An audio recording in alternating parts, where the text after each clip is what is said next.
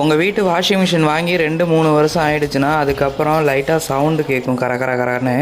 அதுக்கு காரணம் இந்த கீர் பாக்ஸ் தான். சவுண்டு மட்டும் இல்லாமல் ஸ்டக்காகி ஓடுதுன்னா அதுக்கு காரணம் இந்த கீர் பாக்ஸ் தான். இதில் தண்ணி இறங்கி உள்ளே துருப்பிடிச்சு போயிருக்கும். இந்த கீர் பாக்ஸு 2000லேருந்து 3000 வரைக்கும் கடைக்கு தகுந்த மாதிரி ரேட் ஃபிக்ஸ் பண்ணி விற்கிறாங்க.